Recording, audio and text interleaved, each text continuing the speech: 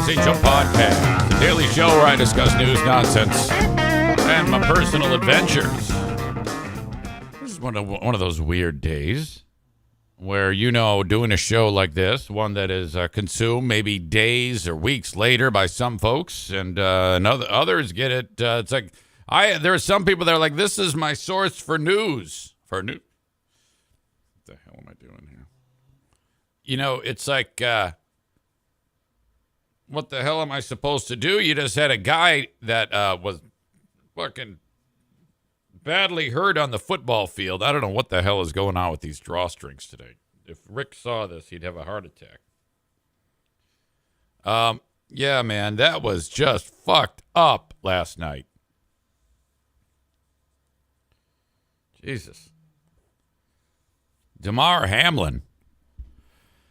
One of the defensive players, I think he's a cornerback or something like that, for the Buffalo Bills.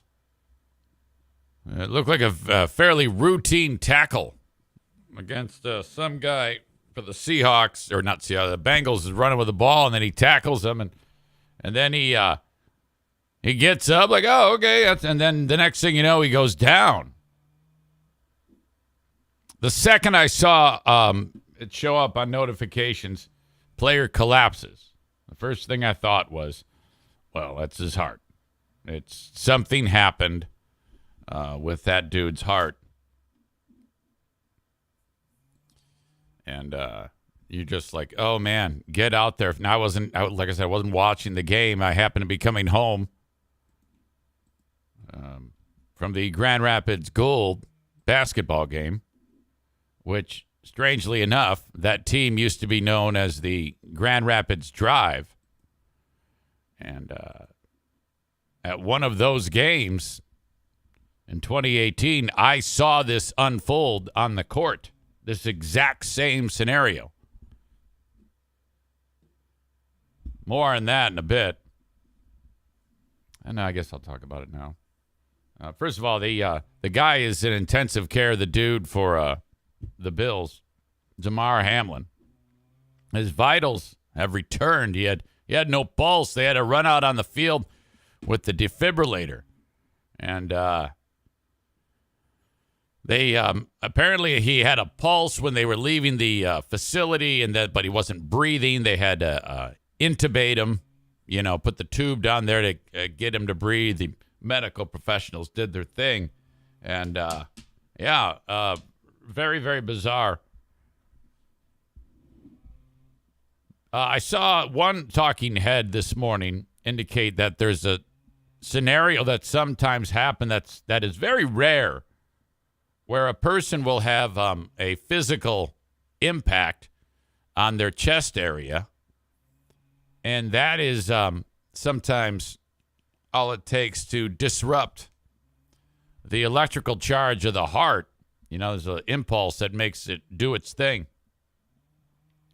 And if there's impact at just the right spot, it can cause this little hiccup, which can, it's almost like dominoes falling from what this. Now, that doesn't mean that that's what happened to Hamlin, but definitely something happened to his heart. We know that. So in case you don't know what the fuck I'm talking about, it was during the game yesterday. And this is unsettling. I'll just tell you this. It isn't like when we watch a muppety floppity leg break, but it certainly is unsettling.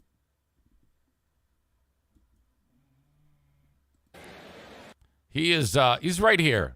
He's the slender dude getting ready to tackle 85. 85 is putting his shoulder down, and this is a normal tackle. And number 3 here gets up. He's like, oh, wow, I just made a great play. And then, he's getting woozy, and then down he goes. Yeah, it's not what any of us want to see, and everybody's around him, and just hope that he's going to be okay. So we'll take another break here in Cincinnati. Wow. Okay, so that's rough. Holy crap. The NFL after a period of time, ended up saying, all right, well, let's just not play anymore. No one wants to play. Let's get the fuck out of here. That's the old Yuri Fisher thing, Red Wings. That happened to him on the bench, and they called the game. And that's what you're supposed to do. Corey says it's weird because he gets up fine. Yeah, and again, this is, like I said, dominoes falling. It might, it may have been like from the moment it happened, and then he got up, then the heart's like, all right, things are screwed up here. We're going to shut everything down. It might take a half a second for that to unfold. So, and again, not necessarily the impact that actually causes it. It's just the right spot at the right moment in time in between a beat or something like that causes the heart to get a little wonky. The electrical impulses. Not that that's what happened, but that's just what I heard one person suggest that could have happened.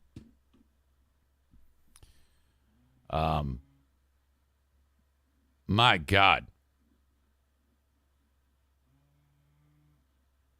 Linda says the NFL is stupid for not canceling immediately. Well, it took a little time. Not that much. What, an hour or so? 45 minutes? Well, first of all, they had he went down at 8:55, and then he wasn't being driven off of the field in the ambulance till 9:25. I don't think anybody really, for that amount of time, had any idea what was happening. But at that time, they had busted out the defibrillator. It's one of those words I can't say. And then they were doing CPR, chest compressions on him on the field. You don't really see that anywhere. At least I didn't. But, that's how dire this was. And then when they finally got a pulse, they had to get him off the field. So, I'm sure there was a discussion. And once they realized the gravity of the scenario, they pulled the plug on the whole game, which is obviously the right thing to do. Linda says you can see how upset those players were right away. There's no way they could have played. Oh, absolutely. And it's a good thing that they figured that out. They were, Jesus. Now, Corey says Skip Bayless, however you spell his name, people are pissed at him. What did he do? Link? Let's see. What did he say? Okay. Skip Bayless tries to clarify Damar Hamlin tweet after intense criticism. I think the only thing you should do when something like this happens, especially when you're a loudmouth like Skip Bayless, is nothing. According to this article, thank you for the tip, Corey. Skip Bayless caught the wrath of the NFL community Monday night. Football fans and media members alike witnessed arguably the scariest scene in league history during the Bills-Bengals matchup.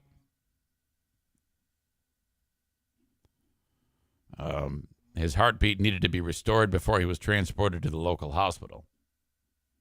As viewers waited on bated breath for an update on Hamlin's situation, Bayless took to Twitter and turned his focus to something far less important.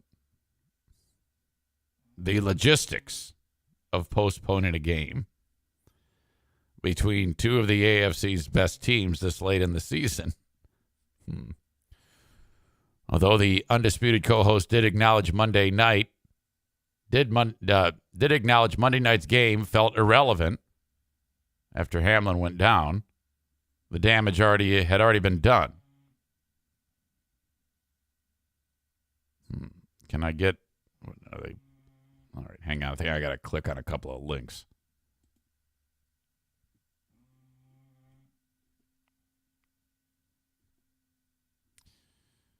Let's see.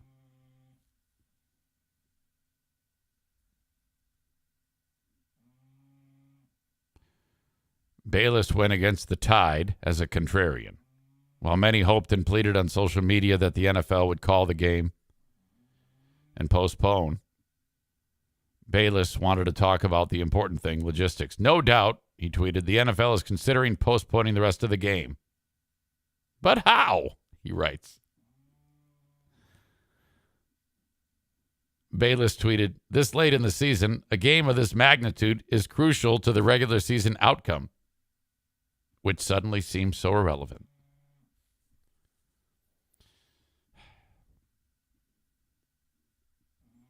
The article goes on to say Bayless isn't necessarily wrong. Monday night's game has pretty massive postseason seeding ramifications. Bayless got stomped for the tweet. Bayless's message had been quote tweeted more than 23,000 times with 27,000 replies. Oh boy.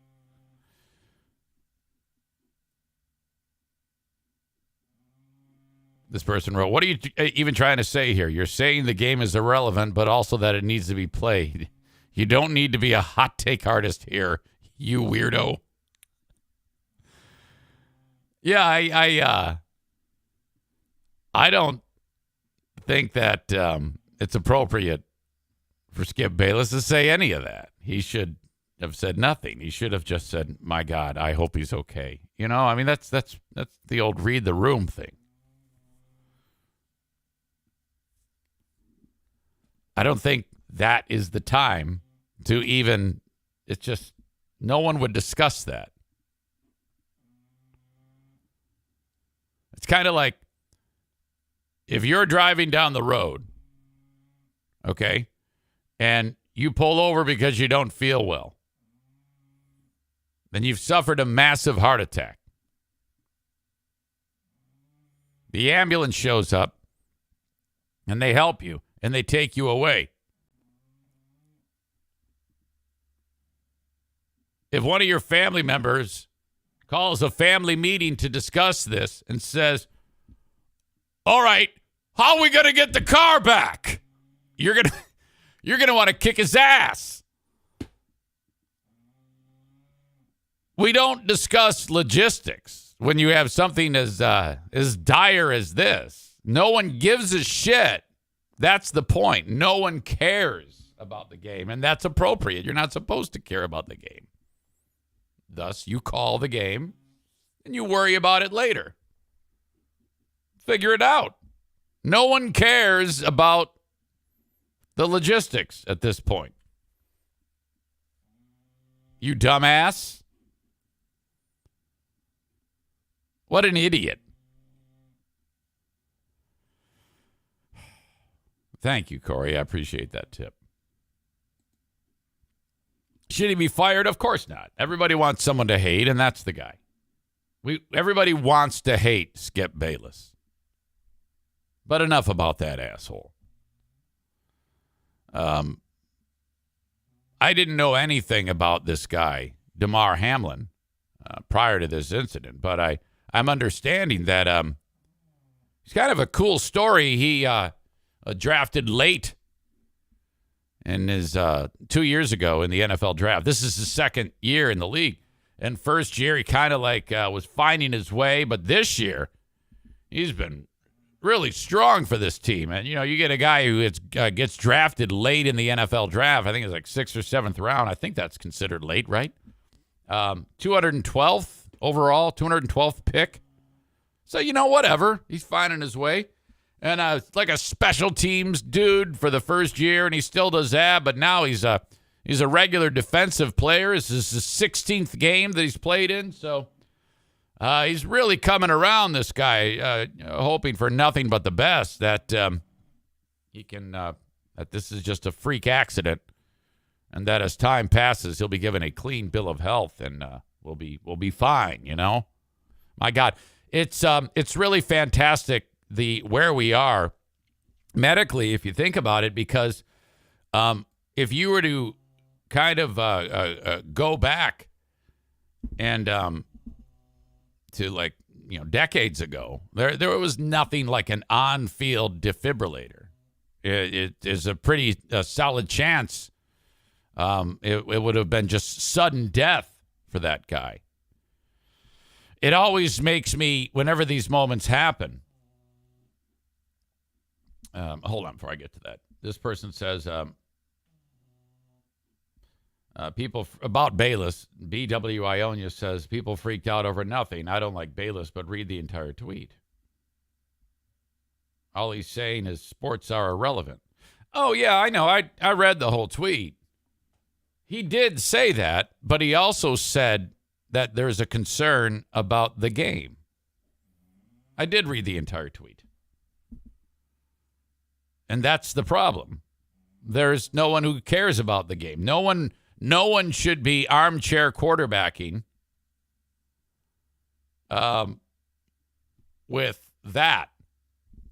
It shouldn't come up.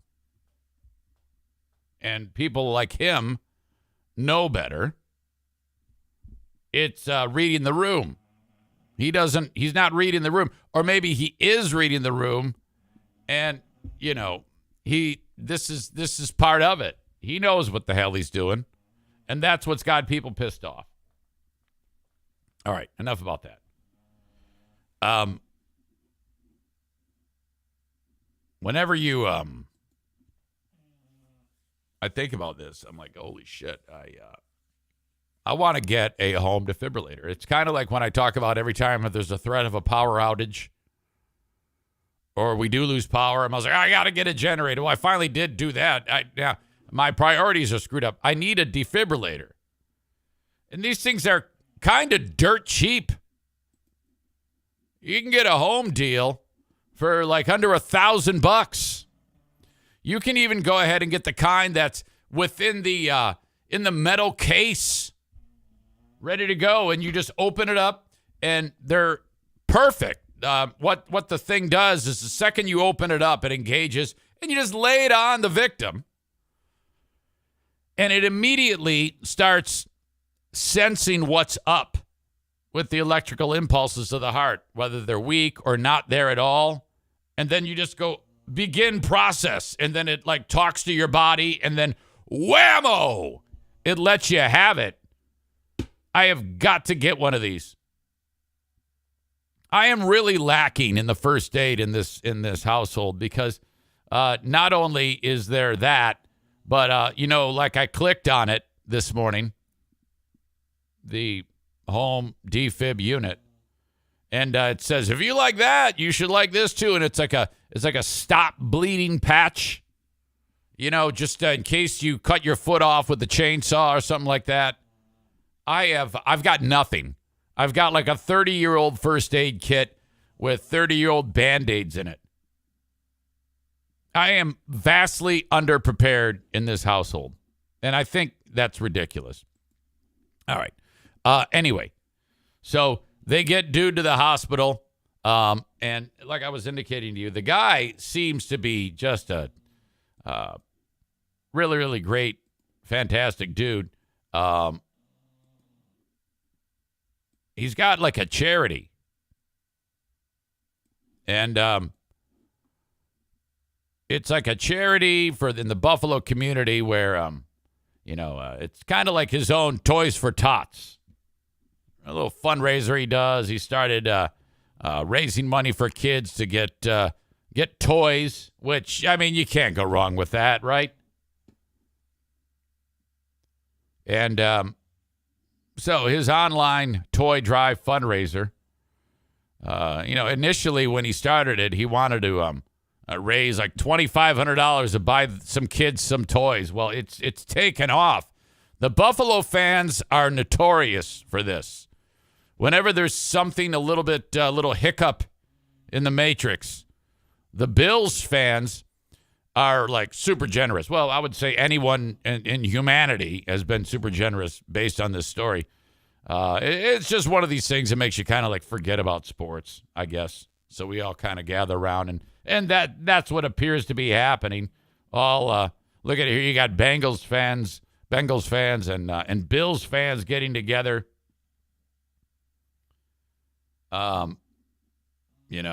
Praying outside of the hospital. That's awesome. And immediately money started to pour in on that charity.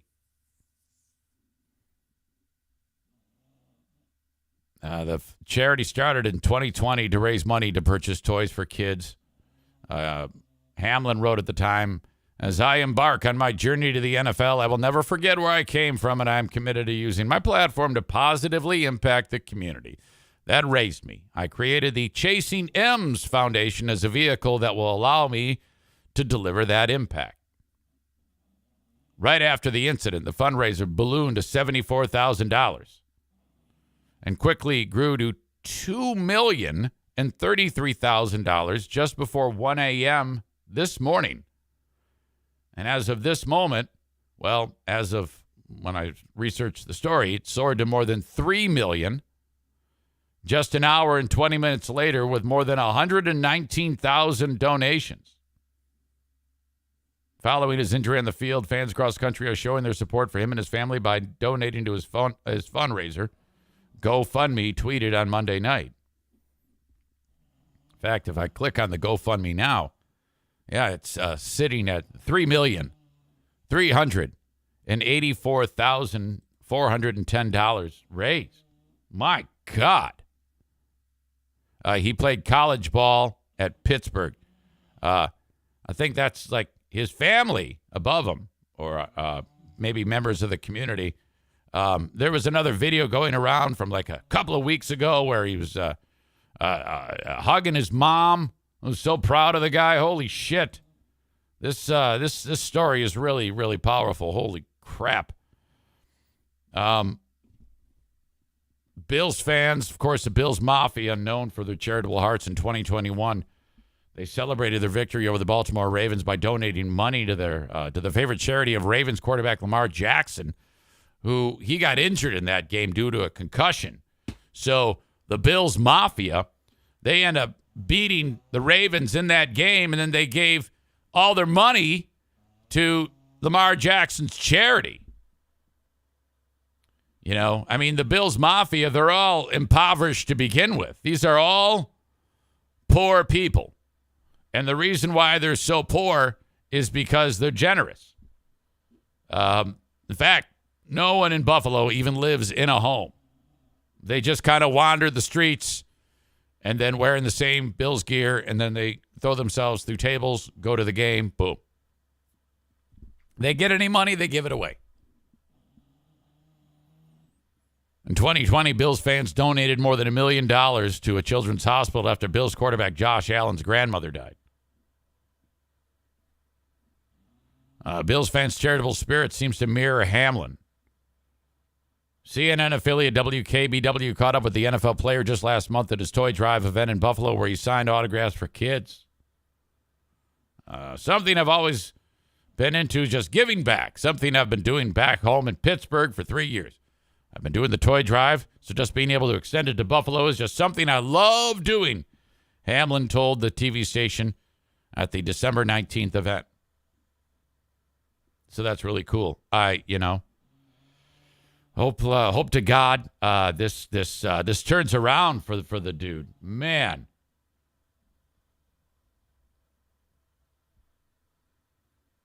Tyler says the charity of the Bills fans and how they live sounds like the Zaniacs.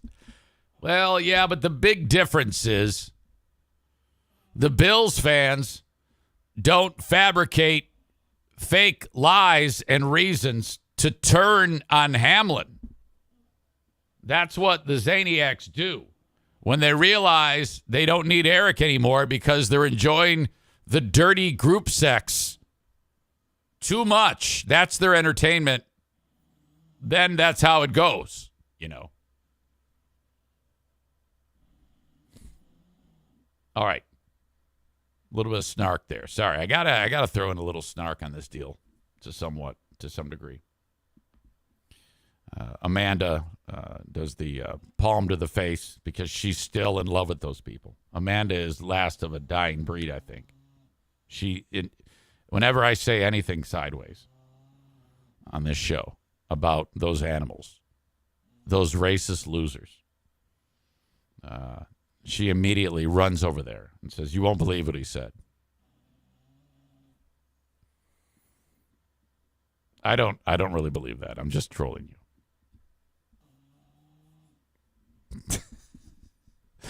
She says, LOL, no, I don't. I know you don't. I'm just giving you a hard time.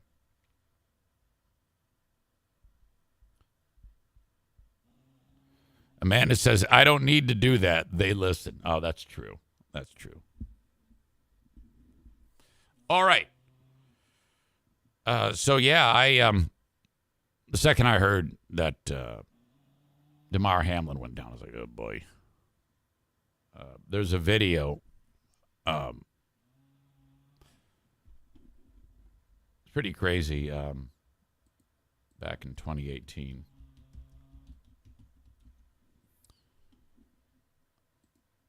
The old Grand Rapids Drive basketball team later became the Gold.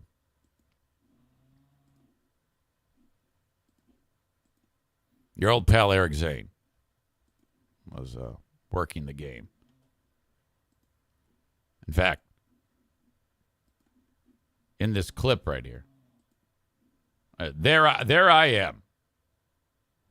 There's Jay to my left. He's my spotter. That's Rick to his left, timekeeper. Hold on a second here. Audio check, video check. We're good. This is Zeke Upshaw right here. As the game is unfolding, barely any time left. A win and they're automatic. You see Zeke run out of the shot. You don't see him anymore, really. In. Whitehead quickly. He's down here in the corner. Trying to move on Hearn. Goes up with a double clutch right hand. No call. And the rebound. At this point, he's down on the court. By Noko as he clears it. The ref finally blows the whistle. There's your old pal, Eric. I'm looking at him on the ground, and I remember saying to this guy to my right, I actually said, my God, I hope he's not dead. A player down. Zeke, this dude runs up here. The other players run up here, or the other trainers run up here. Zeke Upshaw is on his stomach. I did not see the contact. And he's being tended to on the far side. This lady right here, she knows what's up. She saw it unfold. She's traumatized. In the right corner. So, as it would go, they were not able to revive Zeke. And that was one of the worst things I'd ever seen. That was, honestly, the worst thing I'd ever seen. The fact that the guy in front of everybody, like, passed away. Holy shit. That was something. So the second I heard that dude collapsed, I was like, oh, my God. So with a little luck and the best care, they can hopefully turn it around for this Damar Hamlin. All right. That's about all I got on that. It's kind of weird to try to awkwardly transition, but we have to. Nick says I had to help carry a 400-pounder out of the upper bowl. Oh, my God. Nick oftentimes is working at Van Andel Arena. Holy shit. Yeah, you got to, if you're going to be a 400, if you're going to carry 400 pounds, I think you should avoid these types of settings where you're in a hard to get out of location, because you're basically just a walking bomb. Your heart is getting ready to explode. The last thing you want to do is get your freaking heart rate anything above rest.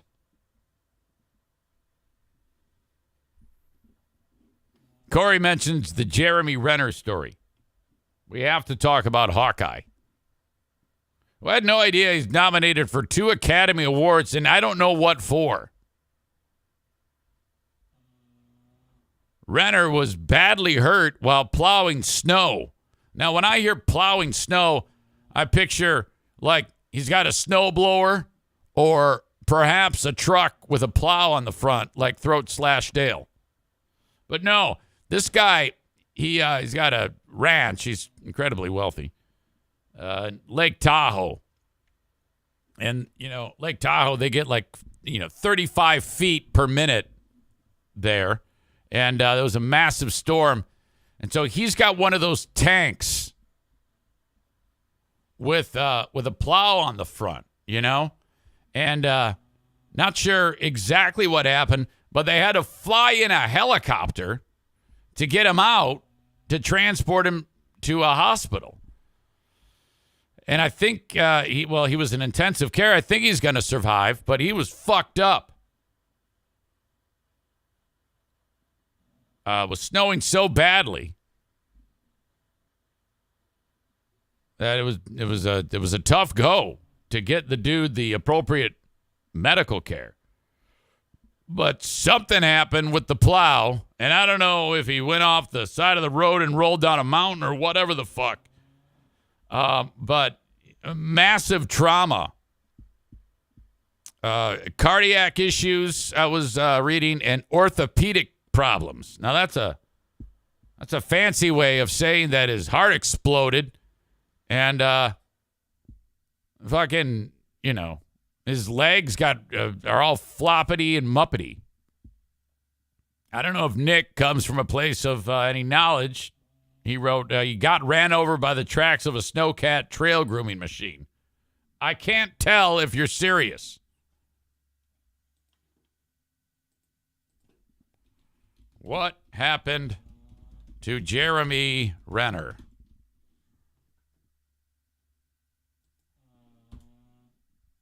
He suffered blunt chest trauma.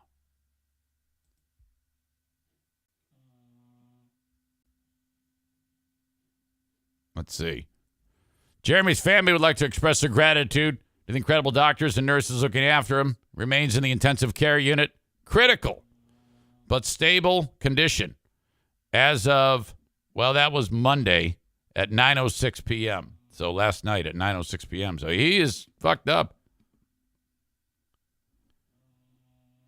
So far required 2 surgeries to address injuries he sustained in the accident. His injuries are extensive. As of now, we can confirm Jeremy's critical but stable after experiencing a weather-related accident while plowing snow earlier today.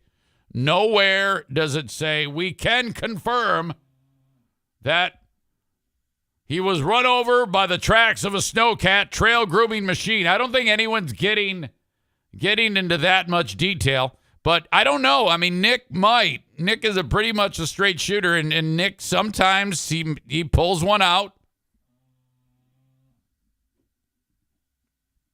Officers responded to a traumatic injury in the area of Mountain Rose Highway in Reno. He has a Academy Award nominated actor, lived in the community. The sheriff's office did not provide details on the extent of the injuries or what may have caused the accident. So thus, I'm thinking Nick may just be pulling our leg and telling us that he got run over by a snowcat machine. You dumbass. Renner, who stars in the Paramount City series Mayor of Kingstown, never heard of it. To me, the guy's Hawkeye. Who Hawkeye, seriously. I mean, accident aside, injury aside, the important thing is here, how has that character survived? I mean, forget the movies. How did it survive the comics? You got the Marvel Universe where you've got the Hulk, superpowers, Captain America, superpowers, Iron Man, super suit, Scarlet Witch, powers, Vision, powers. Everybody's got powers. Hawkeye actually has no known powers. He's a bow and arrow guy. How can he be effective in any degree of battle when he's fighting people who have lasers that shoot out of their eyes and can bench press a mountain? He never runs out of arrows. It's a huge hole in the plot how that happens. We've never seen him happen. Or never seen that happen. Can we at least once just have him go up and there's no arrow there? No. It's always fucking full. Hawkeye's been a character since whatever decade. Never once has a panel been drawn of him running out of arrows. Never in any of these films has he ever run out of arrows. It's the worst character. I don't know how it survived the comics and then made the cut to be in the actual Avengers.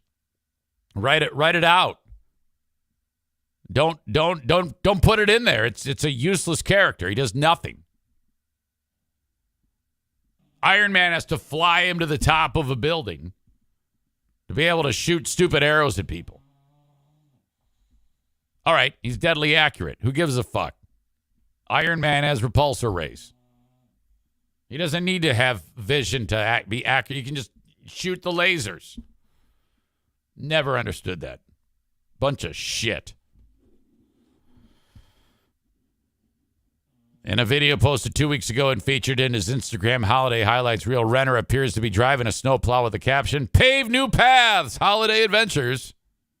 Another from a week ago shows snow being plowed with the caption, "Nearly done with the sledding hill for the kids."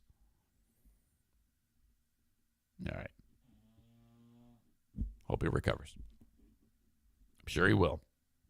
But he was badly hurt.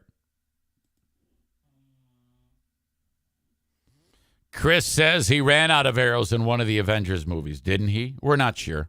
No one remembers.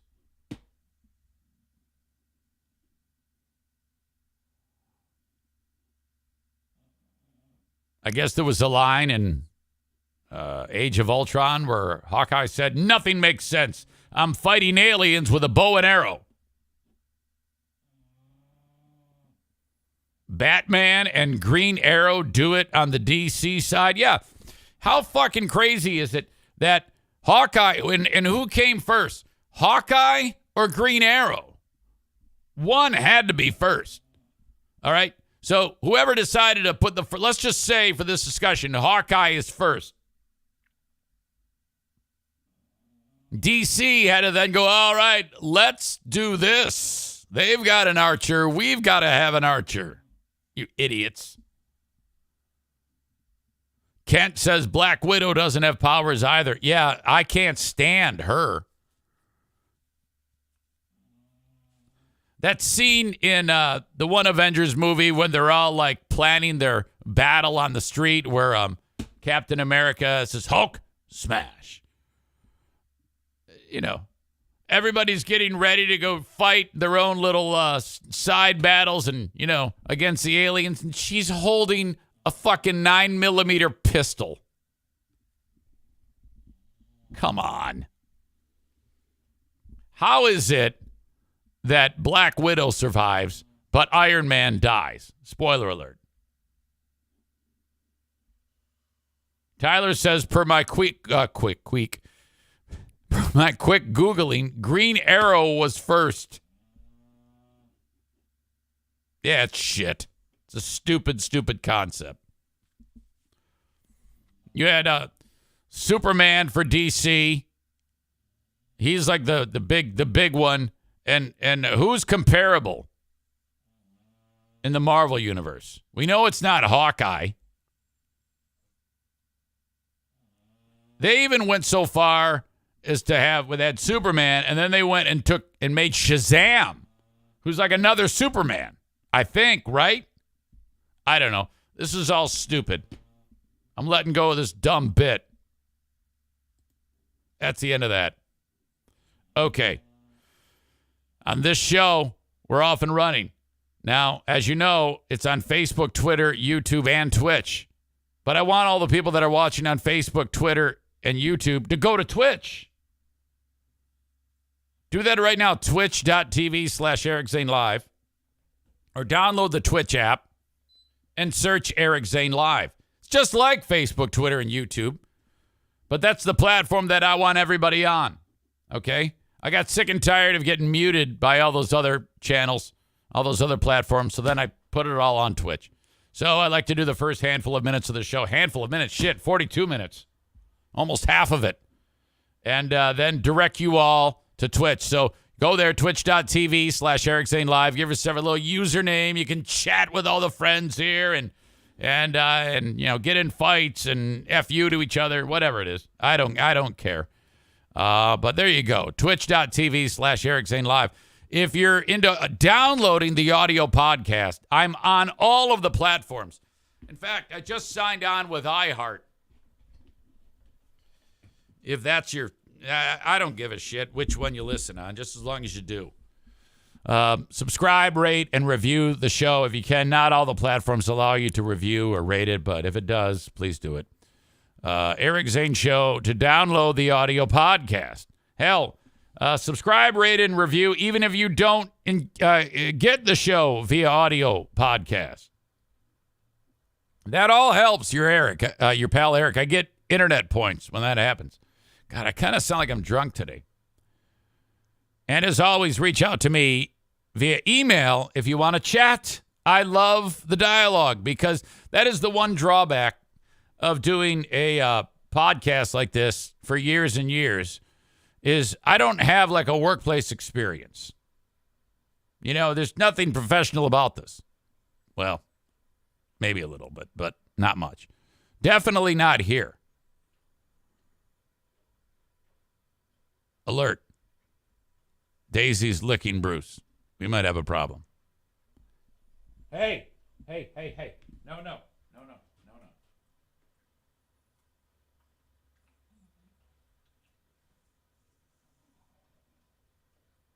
Oh, boy. That is not good. Okay. We gotta do something about this because that's going to get Bruce aroused. Happens every time.